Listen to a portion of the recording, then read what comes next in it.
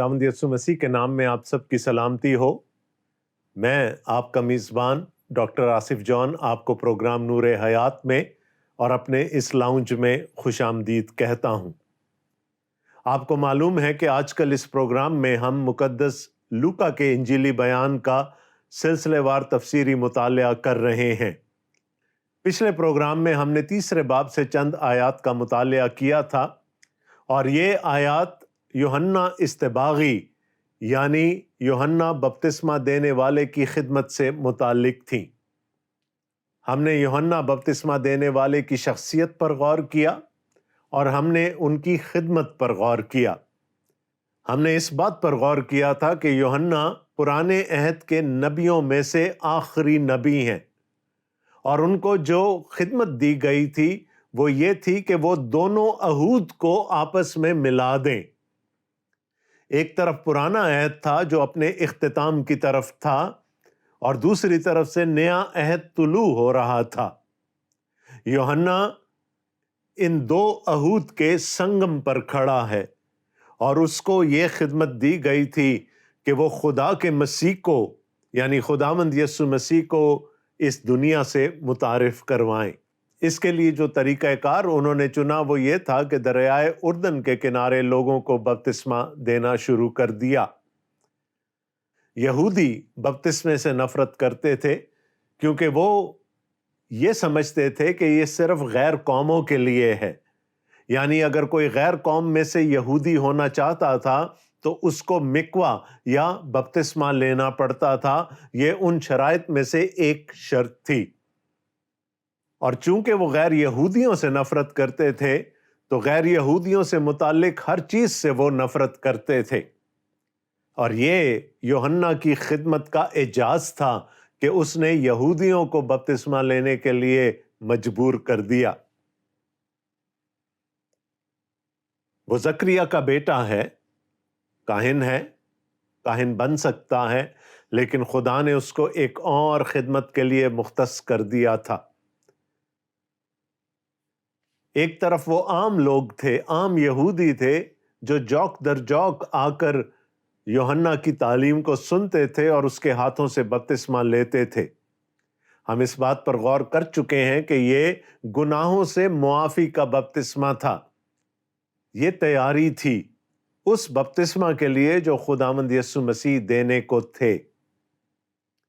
ایک طرف عام یہودی لوگ تھے جو جوک در جوک یوحنا کی تعلیم کو سننے کے لیے آتے تھے اور ان کے ہاتھوں سے بپتسمہ لیتے تھے، لیکن دوسری طرف وہ ریلیجیس ایلیٹ تھے، وہ اشرافیہ تھی، وہ مذہبی اشرافیہ تھی یہودیوں کی، جو کہ یوحنا کو اپنے لیے چیلنج سمجھتے تھے، اور وہ صرف اور صرف یہ جاننے کے لیے آتے تھے کہ کسی طرح کوئی ایسا موقع لگے کہ وہ یوحنا پر الزام لگا کر اس کی خدمت کو بند کروا دیں۔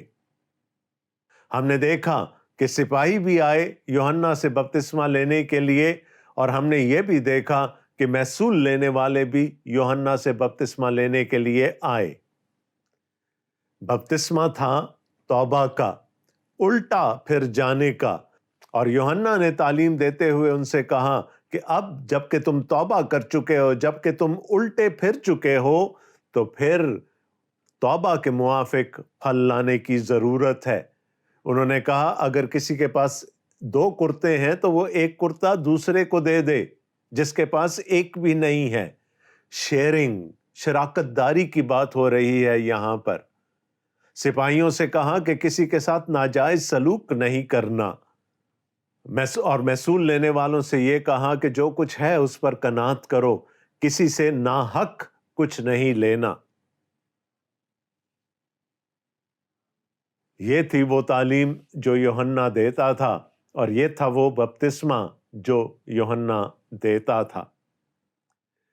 ہم نے اس بات پر بھی بحث کی تھی کہ 400 سال تک خدا نے بنی اسرائیل سے کلام نہیں کیا، اس نے کسی نبی کو برپا نہیں کیا، اور جب یہ نبی برپا ہوا تو یہ شہر سے دور دریائے یردن کے کنارے ایک مقام پر لوگوں کو بپتسمہ دیا کرتا تھا۔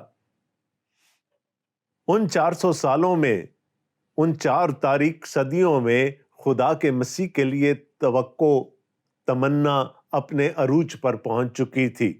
لوگ انتظار میں تھے کہ کب مسیح آئے گا، اور جب انہوں نے یوحنا کو خدمت کرتے ہوئے دیکھا تو ظاہر ہے کہ ان کے ذہنوں میں پہلا سوال یہ آیا ہوگا کہ کیا یہی مسیح ہے؟ اور یہیں پر ہم نے پچھلی دفعہ اپنی بحث کو چھوڑا تھا۔ آئیے ہم مقدس لوکا کا انجیلی بیان، اس کا 3 باب اور اس کی 15ویں آیت سے دیکھتے ہیں۔ جب لوگ منتظر تھے اور سب اپنے اپنے دل میں یوحنا کی بابت سوچتے تھے کہ آیا وہ مسیح ہے یا نہیں، تو یوحنا نے ان سب سے جواب میں کہا، میں تو تمہیں پانی سے بپتسمہ دیتا ہوں، مگر جو مجھ سے زوراور ہے وہ آنے والا ہے، میں اس کی جوتی کا تسمہ کھولنے کے لائق نہیں، وہ تمہیں روح القدس اور آگ سے بپتسمہ دے گا۔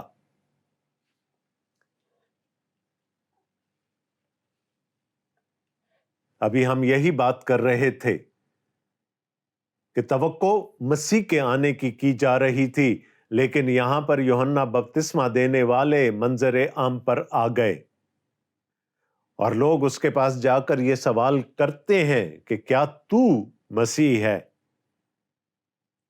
اور یوحنا یہ جواب دیتا ہے کہ میں مسیح نہیں ہوں، مجھ میں اور مسیح میں زمین آسمان کا فرق ہے۔ میں تو اس قابل بھی نہیں کہ جھک کر اس کی جوتی کا تسمہ کھول سکوں۔ ایک یہودی کے لیے کسی کے پاؤں کو ہاتھ لگانا یا کسی کی جوتی کو ہاتھ لگانا بہت معیوب سمجھا جاتا تھا۔ یہاں تک تھا کہ اگر کوئی یہودی کسی وجہ سے غلام بن جاتا تھا تو اس کی غلامی کی شرائط میں ایک شرط یہ بھی ہوتی تھی کہ وہ نہ اپنے مالک کی جوتی کو ہاتھ لگائے گا، نہ اس کے پاؤں کو دھوئے گا۔ اور یوحنا یہاں کہتا ہے کہ اگر مسیح یہ کہے کہ میرے پاؤں کو چھو لے، میری جوتی کو ہاتھ لگا لے، تو میں تو اس قابل بھی نہیں کہ اس کی جوتی کا تسمہ کھول سکوں۔ یہ بھی میرے لیے ایک بڑے اعزاز کی بات ہوگی، ایک بڑی سعادت ہوگی۔ اور نہ صرف وہ شخصیت مجھ سے بہت بڑی ہے، بلکہ اس کی خدمت بھی میری خدمت سے بہت بڑی ہے۔ میں تو تمہیں پانی سے بپتسمہ دیتا ہوں، وہ تمہیں روح القدس سے بپتسمہ دے گا۔ اور پچھلے پروگرام کے اختتام پر میں نے آپ کو بتایا تھا کہ یہ بات اس وقت پوری ہوئی جب خداوند یسوع مسیح اپنے مردوں میں سے جی اٹھنے کے بعد پہلی دفعہ اپنے شاگردوں پر ظاہر ہوئے، اور مقدس یوحنا کے انجیلی بیان کے مطابق انہوں نے اپنے شاگردوں پر پھونک کر کہا کہ روح القدس لو۔ لیکن یوحنا نے ایک اور بات خداوند یسوع مسیح کے بارے میں کہی تھی کہ نہ صرف وہ روح القدس سے بپتسمہ دے گا بلکہ وہ آگ سے بپتسمہ دے گا۔ یہاں پر ہم نے دیکھا تھا کہ وہ خداوند یسوع مسیح کی پہلی آمد کے بارے میں بھی بات کر رہا ہے، اور خداوند یسوع مسیح کی دوسری آمد کے بارے میں بھی۔ اپنی پہلی آمد میں خداوند یسوع مسیح لوگوں کو روح القدس کا انعام دیں گے، ایسا ہمیں خدا کا کلام سکھاتا ہے، اور انہوں نے دیا، اور آج ایماندار روح القدس کی معموری میں چلتے ہیں۔ لیکن جب وہ دوسری دفعہ آئیں گے تو اس وقت وہ آگ سے بپتسمہ دیں گے۔ اس وقت ان لوگوں کے لیے جو ان پر ایمان نہ رکھتے ہوں گے جہنم کی آگ لکھی ہوگی، اور وہ ہمیشہ اسی آگ میں سکونت کریں گے۔ تو یوحنا نہ صرف خداوند یسوع مسیح کی پہلی آمد کے بارے میں پیش گوئی کر رہے ہیں، ان کی پہلی آمد کے ذریعے سے جو خدمت جاری ہوگی اس کے بارے میں پیش گوئی کر رہے ہیں، بلکہ وہ خداوند یسوع مسیح کی دوسری آمد کے بارے میں بھی بات کرتے ہیں۔ تو یہاں پر ہم دیکھتے ہیں کہ یوحنا اور یسوع میں اور ان دونوں کی خدمتوں میں آپس میں کیا رشتہ تھا۔ ویسے تو ہم یہ بات شروع سے کرتے چلے آ رہے ہیں کہ وہ دونوں آپس میں رشتے کے بھائی بھی تھے، اور دونوں کی عمروں میں 6 مہینے کا فرق تھا۔ خداوند کے کلام میں آگے لکھا ہے، اس کا چھاج اس کے ہاتھ میں ہے تاکہ وہ اپنے کھلیان کو خوب صاف کرے اور گیہوں کو اپنے کھتے میں جمع کرے، مگر بھوسی کو اس آگ میں جلائے گا جو بجھنے کی نہیں۔ بس وہ اور بہت سی نصیحتیں کر کے لوگوں کو خوشخبری سناتا رہا۔ وہی بات جو ابھی تھوڑی دیر پہلے میں آپ سے کر رہا تھا کہ جب خداوند یسوع مسیح کی دوسری آمد ہوگی تو وہ عدالت کے لیے ہوگی۔ پہلی آمد میں خداوند یسوع مسیح نے خدا کی بادشاہی کا دروازہ سب کے لیے کھول دیا۔ خداوند یسوع مسیح نے خدا کی بادشاہی کی منادی کرنا شروع کی اور یہ بتا دیا کہ خدا کی بادشاہی میں داخل ہونے کا طریقہ کار کیا ہے۔ لیکن جب خداوند یسوع مسیح کی دوسری آمد ہوگی تو اس وقت عدالت لگے گی، اور پھر عدالت میں ان لوگوں کا فیصلہ ہوگا جو کہ اس پر ایمان نہ لائے ہوں گے، اور ان کے لیے پھر وہ جہنم کی آگ ہوگی۔ اور یوحنا نے یہ عدالت ہی کے بارے میں کہا کہ اس کا چھاج اس کے ہاتھ میں ہے۔ جو لوگ دیہات سے تعلق رکھتے ہیں وہ چھاج سے واقف ہیں۔ ان کو یہ معلوم ہے کہ جب فصل کی چھٹائی ہوتی ہے تو اس کے بعد گندم کو بھوسی سے علیحدہ کرنے کے لیے چھاج کا استعمال کیا جاتا ہے، اور جب خداوند یسوع مسیح کی دوسری آمد ہوگی تو ایمانداروں کو غیر ایمانداروں سے علیحدہ کر دیا جائے گا۔ وہ جو ایماندار ہوں گے خدا کے کلام کے مطابق ان پر سزا کا حکم نہیں ہوگا، لیکن وہ جو خداوند یسوع مسیح پر ایمان نہیں لائے ہوں گے پھر ان کو آگ میں ڈالا جائے گا۔ تو یوحنا بپتسمہ دینے والے کی خداوند یسوع مسیح کی دوسری آمد کے بارے میں پیش گوئی جاری تھی، اور لوکا ہمیں بتاتے ہیں کہ صرف یہی تعلیم نہیں دی یوحنا نے، اس نے اور بھی بہت ساری تعلیم دی لوگوں کو، جس تعلیم کو سننے کے لیے وہ شہروں کو چھوڑ کر اس کے پاس اس بیابان میں آیا کرتے تھے۔ بس وہ اور بہت سی نصیحت کر کے لوگوں کو خوشخبری سناتا رہا۔ ہم یہ تو جان ہی چکے ہیں کہ یوحنا لحاظ نہیں کرتا تھا، وہ گناہگار کو گناہگار کہنے سے ڈرتا نہیں تھا، بلکہ اس نے تو اپنی منادی کا آغاز ہی لوگوں کو سانپ کے بچے کہہ کر کیا۔ لوگ پھر بھی اس کی بات کو سننے کے لیے آیا کرتے تھے۔ اب اگلی آیات میں ہم اس کی خدمت کا نتیجہ دیکھنے جا رہے ہیں، وہ نتیجہ جو اس کو بھگتنا پڑا۔ یہ بالکل ایک ساتھ نہیں ہوئی یہ بات، یوحنا کی خدمت کافی عرصے تک جاری رہی، اور کچھ عرصے کے بعد پھر جو کچھ ہوا آئیے ہم خداوند کے کلام سے دیکھتے ہیں۔ مقدس لوکا کا انجیلی بیان اس کا 3 باب اور اس کی 19ویں آیت۔ لیکن چوتھائی ملک کے حاکم ہیرودیس نے اپنے بھائی فلپس کی بیوی ہیرودیاس کے سبب سے اور ان سب برائیوں کے باعث جو ہیرودیس نے کی تھیں یوحنا سے ملامت اٹھا کر ان سب سے بڑھ کر یہ بھی کیا کہ اس کو قید میں ڈالا۔ شاید پچھلے پروگرام میں نے اس بات کا ذکر کیا تھا کہ ہیرودیس اعظم کی موت کے بعد اس کی سلطنت 3 لوگوں میں تقسیم ہو گئی تھی، اس کے 3 بیٹوں میں تقسیم ہو گئی تھی۔ ان میں سے اس کا ایک بیٹا ہیرودیس یہودیہ کے علاقے کا حکمران بنا، اور اس ہیرودیس کی نظر اپنے بھائی کی بیوی پر پڑی، اور اس نے اس کو مجبور کیا کہ وہ اپنے شوہر سے طلاق لے لے۔ ہم ہیرودیاس کی بات کر رہے ہیں جو فلپس کی بیوی تھی اور بہت خوبصورت تھی۔ ہیرودیس کی باتوں میں آ کر ہیرودیاس نے اپنے شوہر سے طلاق لے لی، اور اس کے بعد اس نے ہیرودیس سے شادی کر لی۔ یہ بات غیر شرعی تھی کہ ایک بھائی اپنے بھائی کی زندگی ہی میں اس کی بیوی سے شادی کر لے، اور ہیرودیس نے ایسا ہی کیا۔ اور یوحنا چونکہ خدا کا نبی ہے اور وہ سچ بولتا ہے اور وہ بدی کو برداشت نہیں کر سکتا، اس نے ہیرودیس پر انگلی اٹھائی اور اس کو اس کا گناہ یاد دلایا۔ یاد رہے کہ نبیوں کو یہ ناخوشگوار کام بھی کرنا پڑتا تھا۔ ہمارے سامنے ناتن نبی کی بھی مثال ہے۔ جب داؤد نے گناہ کیا تو پھر خدا نے ناتن نبی کو ابھارا کہ داؤد کو جا کر اس کا گناہ یاد دلائے اور اسے توبہ کرنے پر مجبور کرے۔ آپ کے خیال میں کیا یہ کام بہت آسان تھا؟ بادشاہ وقت کو جا کر یہ کہنا کہ تو نے گناہ کیا ہے کسی کے لیے بھی آسان نہیں ہوتا، لیکن خدا نے ناتن نبی کو حکمت دی، اور خدا نے اپنے بندہ داؤد کو بھی حکمت دی کہ جو کچھ ناتن نبی نے اسے کہا اس نے اس کو قبول کر لیا، اور اس نے خدا کے حضور جھک کر اپنے گناہ کی معافی مانگ لی۔ وہ تو داؤد تھا، یہاں پر ہیرودیس ہے،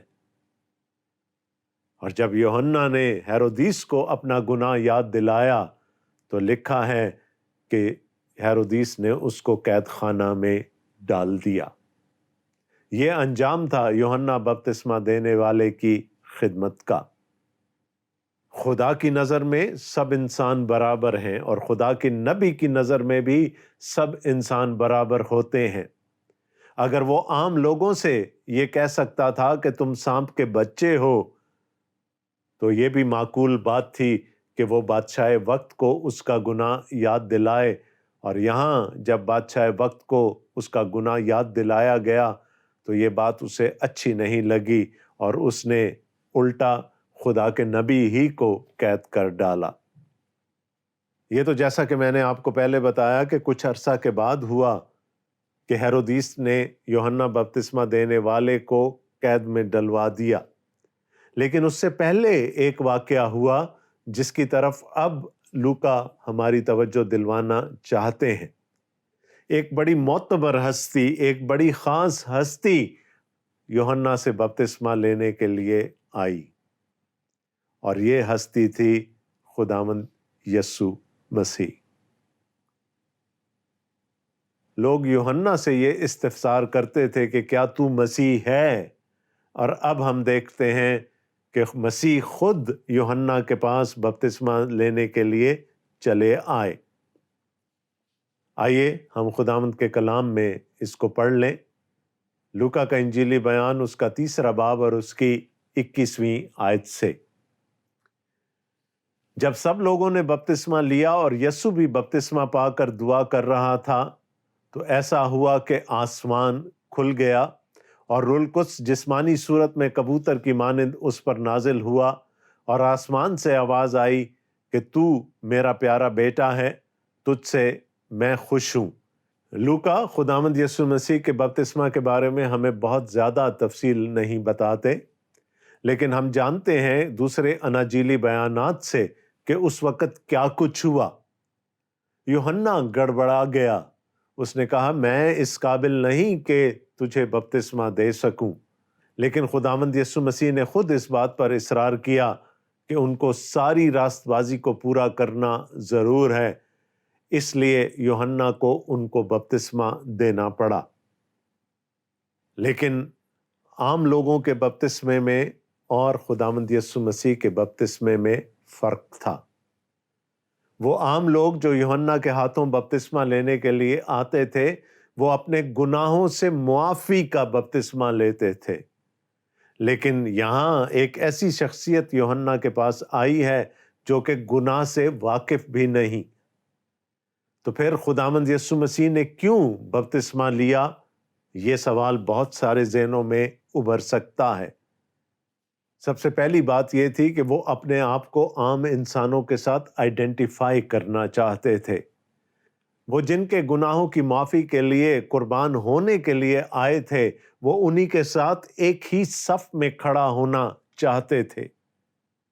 تو بپتسمہ لینے کے بعد خداوند یسوع مسیح اسی لائن میں جس میں میں اور آپ کھڑے ہیں آ گئے، تاکہ وہ پھر ہمارے لیے قربان ہو سکے۔ وہ خود تو گناہ سے واقف نہ تھے، لیکن انہوں نے ہمارے ساتھ آئیڈینٹیفائی کر لیا۔ وہ اس لیے بھی بپتسمہ لینے آئے تھے کہ یوحنا بپتسمہ دینے والا جان جائے کہ مسیح کون ہے۔ اس کے بعد جو نشان ظاہر ہوا اس کے بعد یوحنا کو بھی یہ یقین دہانی ہو گئی کہ یہی خدا کا مسیح ہے۔ اور لکھا ہے کہ پھر آسمان کھل گیا اور روح القدس جسمانی صورت میں کبوتر کی مانند خداوند یسوع مسیح پر آ کر ٹھہر گیا، اور آسمان میں سے ایک آواز آئی کہ یہ میرا پیارا بیٹا ہے، اس سے میں خوش ہوں۔ اس بات پر غور کرنے کی ضرورت ہے کہ یہ حوالہ ان چند حوالہ جات میں سے ہے جس میں کہ ہمیں تثلیث کے تینوں اقانیم نظر آتے ہیں۔ خدا بیٹا خداوند یسوع مسیح کی صورت میں بپتسمہ لے کر ابھی ابھی پانی سے باہر آیا ہے اور دعا کر رہا ہے۔ خدا روح القدس کبوتر کی صورت میں آ کر اس پر ٹھہر گیا ہے، اور خدا باپ کی آواز یوحنا کو اور لوگوں کو سنائی دیتی ہے۔ تو یہاں پر خدا باپ بھی ہے، خدا بیٹا بھی ہے، اور خدا روح القدس بھی ہے۔ اور یہ اس بات کی تصدیق تھی کہ اگر خداوند یسوع مسیح اس دنیا میں آئے ہیں تو وہ اپنے باپ کی یعنی خدا باپ کی مرضی سے آئے ہیں، اور وہ اپنی پوری زمینی خدمت کو خدا پاک روح کے تحت اس کی تابعداری میں گزاریں گے۔ خدا باپ بھی ہے، خدا روح القدس بھی ہے، اور خدا بیٹا بھی ہے۔ اور یہاں پر باپ تصدیق کر رہا ہے یسوع مسیح کی ذات کی اور یسوع مسیح کی خدمت کی۔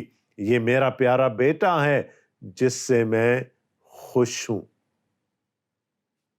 یہ میرا پیارا ہے۔ He is my beloved۔ اور خدا نے پرانے عہد نامہ میں یہ بات اپنے اس خادم کے بارے میں کہی تھی جس کا ذکر ہمیں یسایہ نبی کے صحیفے میں ملتا ہے، اور ہم دیکھتے ہیں کہ وہ اشارہ تھا خداوند یسوع مسیح کی طرف، وہ ایک مسیحائی پیش گوئی تھی۔ یہ میرا بیٹا ہے، یہ میرے مقصد کو، یہ نجات کے کام کو آگے بڑھائے گا۔ آپ کو یاد ہوگا کہ دوسرے باب کے اختتام پر یہی بات میں نے کہی تھی۔ خداوند یسوع مسیح نے یہ کہا تھا کہ مجھے اپنے باپ کے گھر میں ہونا ضرور ہے، یعنی میں اس خدمت کو پائے تکمیل تک پہنچاؤں گا جو میرے باپ نے شروع کی تھی۔ میرا باپ فدیہ کار ہے، میرا باپ نجات دہندہ ہے، میں اس کی نجات کے کام کو اس دنیا میں پورا کروں گا۔ یہ میرا پیارا بیٹا ہے، یہ وہ ہے جس کے وسیلے سے میرا کام آگے بڑھنے والا ہے، جس کے وسیلے سے میری نجات اس دنیا میں پھیلنے والی ہے، اور اس سے میں خوش ہوں۔ اس نے اپنے آپ کو اس خدمت کے لیے رضاکارانہ طور پر پیش کیا ہے، وہ خدمت جو اس کی موت پر منتج ہوگی، جو اس کی صلیب پر منتج ہوگی۔ اس نے اپنے آپ کو رضاکارانہ طور پر اس خدمت کے لیے پیش کر دیا ہے، اس لیے اس سے میں خوش ہوں۔ یہ سیل آف اپروول ہے خدا کی طرف سے، یہ تصدیق کی مہر ہے خداوند یسوع مسیح کی خدمت پر جو خدا باپ نے خود لگائی، اور پھر اس خدمت کو آگے بڑھانے کے لیے خدا روح القدس بھی وہاں پر ظاہر ہو گیا۔ خدا ثالوث نجات دہندہ ہے، خدا ثالوث منجی ہے، خدا باپ بھی منجی ہے، خدا بیٹا بھی منجی ہے، اور خدا روح القدس بھی منجی ہے۔ ہم نجات کے بارے میں سوچ بھی نہیں سکتے اگر ہم ثالوث خدا پر ایمان نہیں رکھتے، اور یہی چیز ہمیں یہاں پر لوکا بتا رہے ہیں۔ باپ نے اپنے بیٹے کو اس دنیا میں بھیج دیا، بیٹے نے رضاکارانہ طور پر اس خدمت کو قبول کر لیا، اور اس کو اسسٹ کرنے کے لیے، اس کی مدد کرنے کے لیے خدا روح القدس بھی آ گیا، اور اسی میں ہماری نجات ہے۔ خدا ثالوث پر ایمان رکھنے میں ہی ہماری نجات ہے۔